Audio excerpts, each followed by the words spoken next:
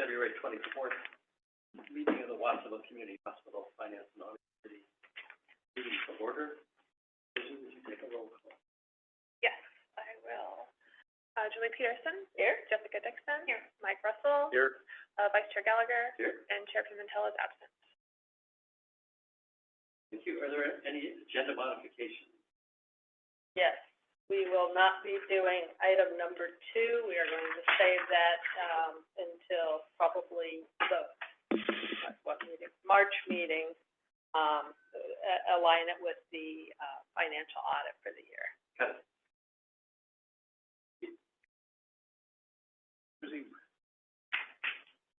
Read the consent. Yes, we just have the one item, the minutes approval from our last meeting, January 27th, 2026. Public comments. Not seeing any hands raised online. Oh wait, sorry, I apologize. We have a hands raised online. Any committee comments? Is there a motion for approval?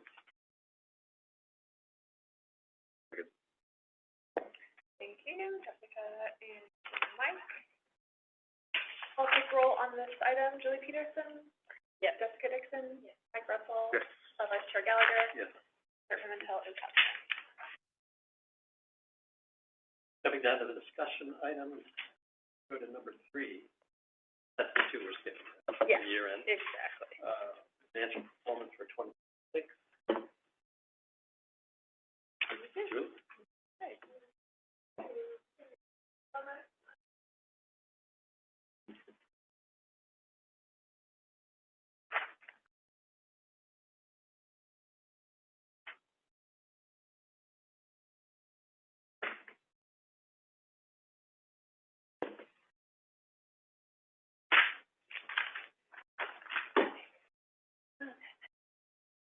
All right, so first month of the year, January 26th, we have a new budget. We have a new start to the year. I can say overall that the volumes were much closer to budget in things like admissions, patient days, outpatient surgeries. We did have some volume misses, which we'll talk about a little further into the slides. And so you'll see that we lost $159,000, and we had budgeted for a $327,000 income, so a $486,000 difference. I will say that our budget spreads over the months are always somewhat influenced by the prior year's kind of history. And looking back at some of the history in January 2025, it was a pretty busy month. So it's not as unusual in my mind when we looked at some of the volume differences and things, that the January numbers would be a little bit light on the net revenue side. And if some of that volume comes a little deeper into the year or anything unusual, this might flatten out a bit. I think, a couple of the key drivers, and I might touch on these on other slides because I made notes that might be on more than one slide, but some volume areas that we were particularly low in this month was deliveries, ICU admissions, NICU admissions, and when I say particularly low, as compared to like where we were in January of 25. We also were 190 less ED visits, and our surgery mix was up in OBGYN, but down in general surgery and ortho, which is somewhat to be expected since we have a new general surgeon and a new ortho in there in that ramp-up period. So I think those are, and the lack of MRI, I should say also. We didn't have any MRI in January. I think those are really some of the key drivers as to missing the net operating budget by $1.5 million. You can see from an expense side, we were $885,000 favorable. We've tried to be more modest in our volume expectations for the year and in setting the expense or the volume-driven expenses such as salaries and supplies to meet lower volumes. So that's why you don't see a significant budget variance in things like salaries and supplies, in $50,000 to $100,000. Go to the next slide. So here, as I mentioned, admissions, patient days, the average daily census, that was all pretty much in line with what we had budgeted. You can see that really the largest decline was in the deliveries being off by 22. And, every so often we have those 50-month deliveries, and then the next month it's 70s, 80s. So we're gonna assume that we're gonna see more of some of that type of volatility. Inpatient surgeries were down. That doesn't, inpatient surgeries don't follow so much the start of a new year and people holding back on their using their deductible, because that's usually a more urgent surgery. But it was down. Case mix was down this month. You can see that our case mix is down almost 0.1%. So that probably drove some of that. But outpatient surgeries were, right on target. ER visits were down a bit. Probably more surprising is the number of non-ER visits. They were, we missed by 750 non-ER visits. So I've asked the finance team to drill in, give us a little bit more detail on where we're missing, which particular areas we're missing those visits. We know some are missing in the MRI space, but want to double check where else we're missing. Next slide. This was the look at looking at things on a CMI adjusted discharge basis and kind of comparing it year over year to last year. And this is where the swings look rather dramatic until you kind of dissect the calculation of what a CMI adjusted discharge is. Right now we're seeing that our case mix index is down a bit from last year. The real change is in that ratio of inpatient to outpatient services, where we have a lot higher number of outpatient, a higher percentage of gross charges equated with outpatient than to inpatient. So it swings that adjustment factor that's part of the denominator of the calculation. But I did kind of drill into the other parts, like, okay, well, our discharges, we were down like 45 discharges from this time last year. So as that denominator got smaller, but the expenses relatively flat with a little bit of inflationary increase, other than things like benefits and the medical pro fees that we knew were increasing, you basically, it's what drives up some of the increases that you see, is that the denominator was smaller in terms of the actual CMI adjusted discharges, but the expense wasn't shrinking at that level. It's also, I want to understand a little bit more what's in the net operating revenue, because you say, oh, that looks like it's pretty good, like it took a 20% increase, but the bulk of the drop-off, there's about a $10 million gross charge difference between last year and this year, January. So last January was $10 million higher than this January. And the bulk of where it decreased was in the inpatient stay, which is where, inpatient stays tend to have a higher percent reimbursed than outpatient stays. So this is the place where kind of 1 month is a little bit hard to nail things down, but at least in kind of drilling in, like, okay, most of this data is making sense to what we know. I think as you look at on the expense side, if you look at the labor, which is salary, wages, and benefits plus registry, really everything that's driving this, what we see as a 10% increase, is all benefits. We have a 14% increase projected for our benefits for the year. It was offset a little bit by some savings in registry, and we were pretty flat on the labor side of it, so it was really benefits driven. And then the pro fees, primarily driven between call specialties that we've had increase, especially in the surgery side, as well as the hospitalist contracts.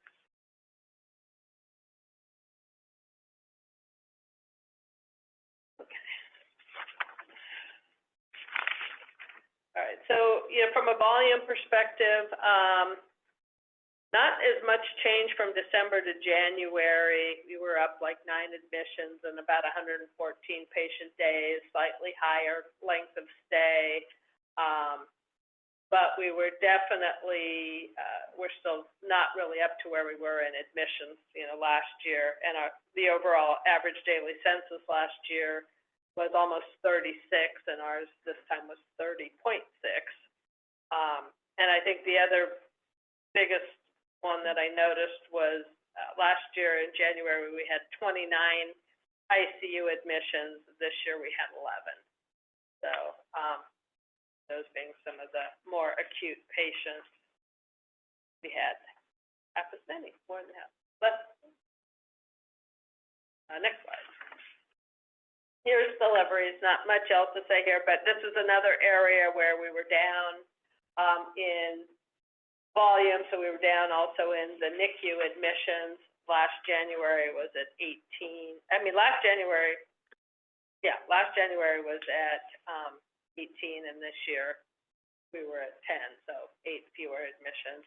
I also just looked at what the deliveries were last January, and we were at 73, which is kind of more our typical place. But I'm on the ER and the non-ER outpatient visits. We did see a bit of an increase in ER visits over December. We were up about 3%, but on a year-to-date, kind of compared to last January, we're actually down 6.3%. Last January, averaging about 94 visits per day. And when you look at the trend, primarily with a couple exceptions, but since July, we have been mostly in the high 80s. So where we used to be in the mid 90s or so, we've definitely spent, since HR1 passed, more time in the 80s. Looking at the conversion, this was a month where we had a little bit higher increase in ER visits resulting in admissions. We were up over 7%. We've been in the lower 6% range, even maybe as low as 5.5%. But really, where we're seeing that is in Medicare and the managed Medi-Cal. And it's interesting, in the managed Medi-Cal, where we saw a higher percentage of admissions, but not necessarily a higher case mix index. So not exactly sure what that's about. The Medicare CMI was up a bit. The surgery cases on the inpatient side, kind of the top 3 remained the top 3. So that's your GI, OBGYN, and general surgery. I did go just take a look at what January 25 looked like compared to 26. And really the biggest hit was OBGYN, where we have 15 this January. We had 29 the January before. The other 2 were both within like two surgeries, so it was pretty similar. On the outpatient side, really what we saw was we're down a bit in outpatient general surgery, and that one's down about 8 visits or 8 surgeries, and the ortho is down like 10 from where we had been. But again, I think with the newer physicians, that's part of the ramp up. We saw probably the biggest decline is in the here was in OBGYN, where that was the biggest increase, I'm sorry, because we were only at 7 last January and had 22 this month. But the one thing that kind of a bright spot that's not on here is the fact that the plastic surgery volume has gone up, and we actually did 16 plastic surgeries in the month of January this year, as compared to 4 last January. So that we are seeing some additional volume there. Robotic cases, well, we did 18 this month. We were down about 9 from what we had done January of 25. I do think we'll continue to, I always like to look back to that other month, but I do think that our January last month was one of the last months that we had a fairly high census, and then we did start to see that decline into, even into the February, March, April. They weren't as strong as we had anticipated. The surgeons you saw in the Ryan, I think was called. Yeah, Nolan, Ryan. yeah, Ryan, I think he was gone for part. I don't remember which month he was gone. I think we lost a Kumo in about April. We lost our Brandt in July. Okay, next slide. No one was gone all of December and a portion of November. November, okay. So inpatient payer mix, not so strong this month. Over 85% about 85% of it was Medicare, Medi-Cal managed. We are only at 13.3% commercial, so that's one of our lower commercial months. Interestingly, it was probably one of the highest months for Medicare, hitting 33.3%, because we usually sit in the kind of high 20s, maybe touch on 30 a bit. So that was where we saw the most increase, but unfortunately it was a decrease on the commercial side. And next slide, outpatient, that was really fairly flat, still sitting at about 75% government payer, 22.4% on the commercial, which is kind of right in line with where we always are. With the outpatient side, pretty flat. With that, any other questions? Anyone else?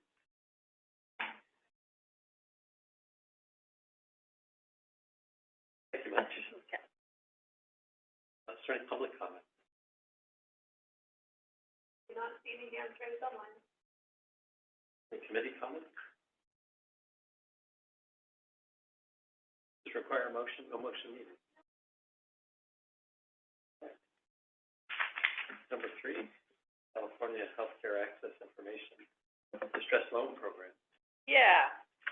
So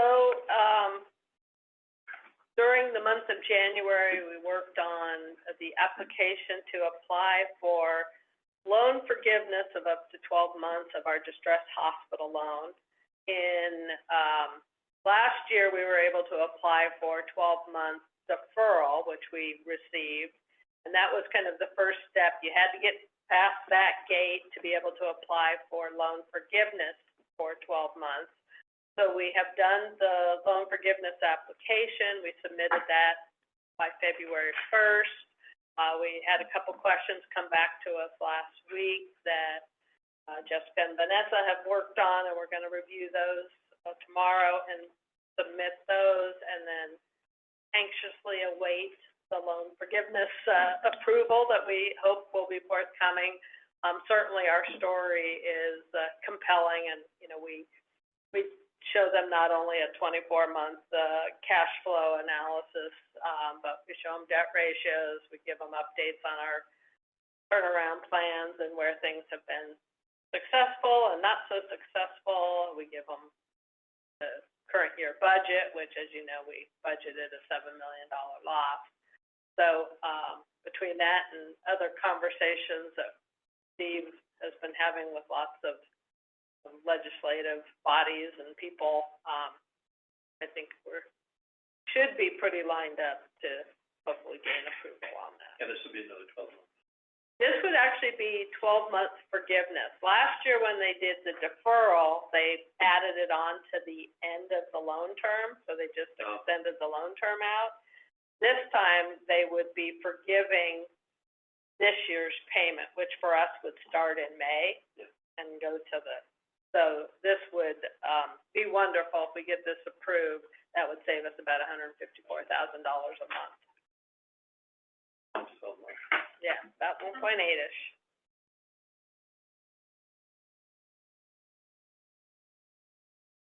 Thank you.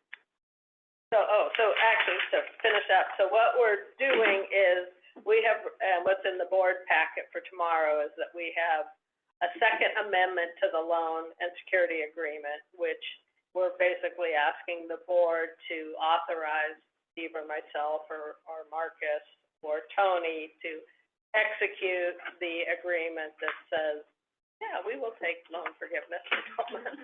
Great, all right, thanks, Mike. Any public comment? Please.